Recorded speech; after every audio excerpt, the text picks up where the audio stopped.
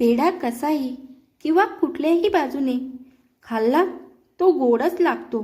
त्याप्रमाणे नामस्मरण हे कसेही किंवा कुठेही केले तरी ते गजानन महाराजांच्या चरणीच पोचते. म्हणून बोला श्री सद्गुरू श्री गजानन महाराज की जय.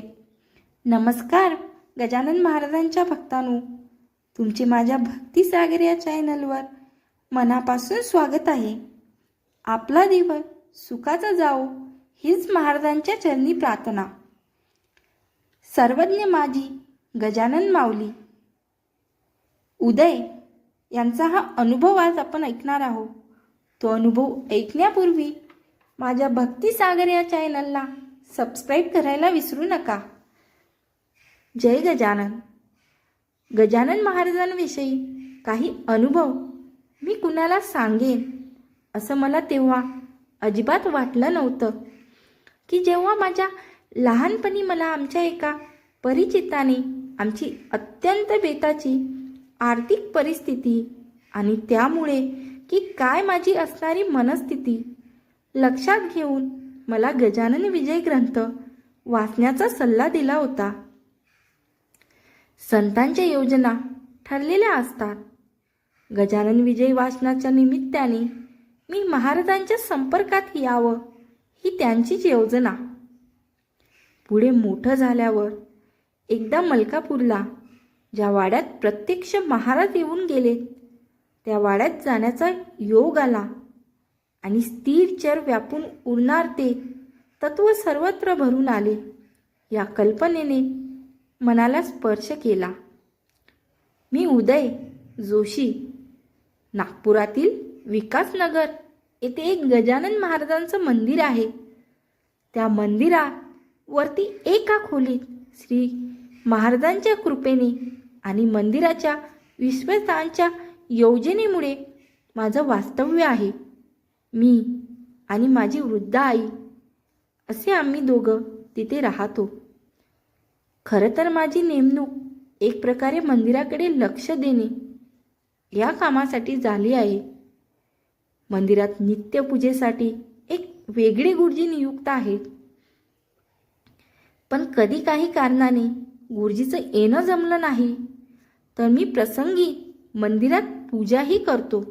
त्यामुळे मंदिरात दर्शनाला येणारे भाविक मला उदय गुरुजी याच नावाने जास्त ओळखतात. मंदिरात सकाळी 11 वाजता आरती होत असते. मला कुणी सांगितले नसले तरी मी माझ्यातर्फे एक गोष्ट ठरवून ठेवली आहे. ती अशी की मी नेमाने आरतीच्या वेळी निदान 1 वाटीचा शिरा प्रसादासाठी करतो. शिऱ्या नैवेद्याचा हा शिरा मला वाटतं कदाचित महाराजांनाही आवडला असावा. शिरा नैवेद्याकडे महाराजांचं लक्ष असण्याचा अनुभव मंदिरात मला 1-2 वेळा आला आहे.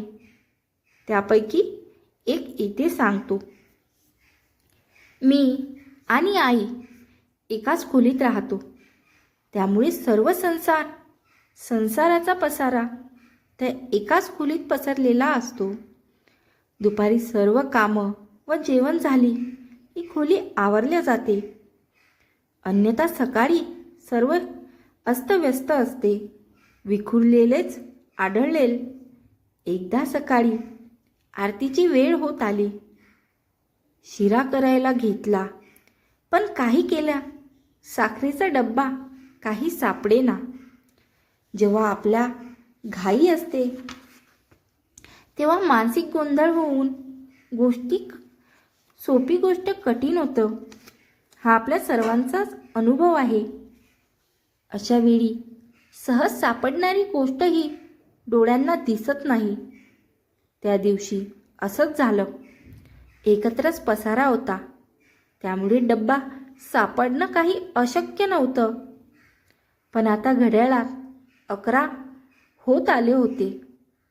डब्बा सापडूनही शिरा होणं काही आता शक्य नव्हतं. कारण नियमानं येणारे लोक आता जमू लागले होते. मी महाराजांना हात जोडले आणि आज तुमची इच्छा काही वेगळी दिसते असं म्हणत खाली उतरलो. मी मंदिरात मागील दाराने आत शिरलो आणि समोर बघितलं तर मंदिराच्या मुख्य दारातून सौ सरिता घाईघाईने आत शिरत होत्या. त्यांच्या हातात एक डब्बा होता. डब्बा माझ्याकडे पुढे करीत त्या मला म्हणाल्या, गुरुजी, आज प्रसादाचा शिरा आमच्याकडून. बरेच दिवसापासून इच्छा होती. आज मुलगा सुमित, जो बँगलोरला शिकायला असतो, तो अनायसे इथे आला आहे. तेव्हा सकाळीच घरी महाराजांना प्रार्थना केली की महाराज, आज आमचा प्रसाद स्वीकार करा. मी त्यांच्या हातून डब्बा घेतला आणि त्यांना म्हटलं, आज महाराजांना हाच प्रसाद हवा होता. अजून एक अनुभव मला इथे सांगायचा आहे. तो आहे एका पुस्तकाच्या संदर्भात. श्री गजानन महाराज चरित्रकोश या नावाचा एक ग्रंथ आहे. लेखक आहेत श्री भागवराम यवदेकर उर्फ दास भागव शेगाव. या ग्रंथात गजानन विजय ग्रंथात उल्लेख असलेल्या विविध व्यक्तीची आणि घटनांना अत्यंत विस्तृत आढावा घेण्यात आला आहे. संशोधनपूर्वक केले आहे. अभ्यासपूर्ण लिखाण आहे. गजानन महाराजांच्या लकबी दिनचर्या याविषयी विस्तृत माहिती आहे. असो, तर त्याचं असं झालं की माझे एक मित्र कलाकार आहेत. त्यांना गजानन महाराजांची भूमिका करण्याचा योग चालून आला. तेव्हा मला असं वाटलं की मित्राने जर श्री गजानन महाराज चरित्रकोश ग्रंथ वाचला तर तो त्याला गजानन महाराजांची भूमिका सादर करण्यात सहाय्य होऊ शकेल. माझ्या परिचयातील एकाकडे हा ग्रंथ होता. मी तो त्यांच्याकडून मागून आणला आणि 15 दिवसात वाचून परत करतो असं सांगून मित्राला देऊ केला. ग्रंथ फार संग्रह्य आणि जपून ठेवण्यासारखा आहे. त्यामुळे 15 दिवसातच ज्यांचं पुस्तक होतं त्यांचा फोन आला. मी मित्राला आठवण करून दिली, पण वर 1 आठवडा उठून गेला तरीही पुस्तक काही मिळाले नाही. मित्राला विचारलं तर तो म्हणाला त्याने अन्य कुणाला ते दिले आहे. तशाच माझ्या एका भावाचं शेगावला जाणं झालं. त्याला म्हटलं, शेगावला पुस्तकाविषयी चौकशी कर. तर तो चौकशी करायलाच विसरला. अन्य कुठे मिळेल का म्हणून चौकशी केली तर तेही शक्य झालं नाही. तो दुर्मिळ ग्रंथ सहजासहजी मिळेल कसा? एकंदरी माझी सर्वच बाजू कोंडी झाली. पुस्तकांचे मालक सतत चौकशी करीत होते. या सगळ्यात 1 महिनाभर उलटून गेला. यात म्हटलं तर माझी चूक होती, पण माझा हेतू काही वाईट नव्हता. अशात एक दिवस समोरील माणसाचा संयम सुटला. मला आठवतं, त्या सकाळी मी मंदिरात महाराजांसमोर एकटा उभा होतो. अचानक पुस्तकाचे मालक मंदिरात आले. त्यांचा सात्विक संताप झाला होता. ते माझ्याशी चांगलेच खडसावून बोलले. मी निमूटपणे खाली मान घालून सगळं ऐकून घेतलं. मी त्यांना हात जोडून फक्त एवढंच म्हटलं की माझ्याकडे ते पुस्तक येताच मी तुम्हाला परत करीन. 5-10 मिनिटं मला बोलून ते निघून गेले. मी मूर्तीसमोर उभा राहिलो आणि केवळ हात जोडले.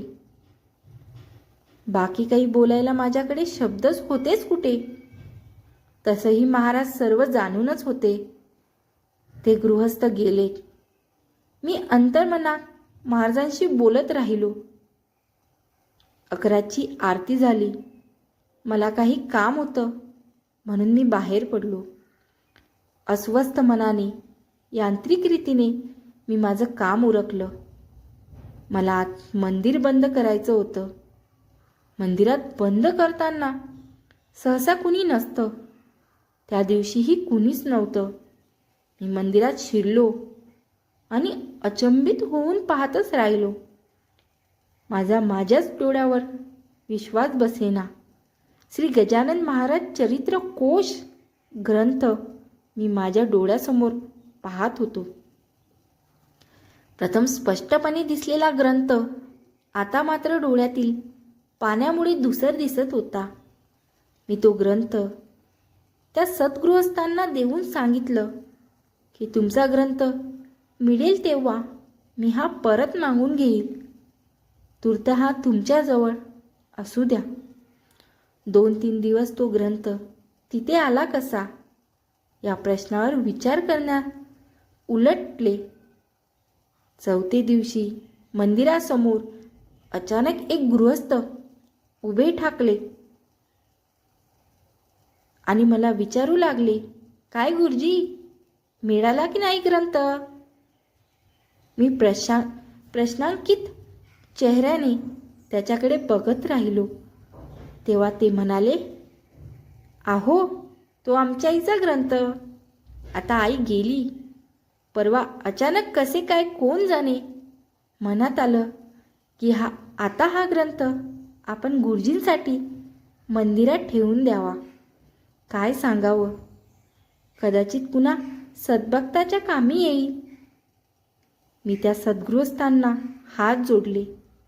त्यांच्यात कसे काय कोण जाणे या प्रश्नाचे उत्तर कदाचित मला माहीत होते आणि ते होतं श्री गजानन जय गजानन, श्री गजानन जय गजानन.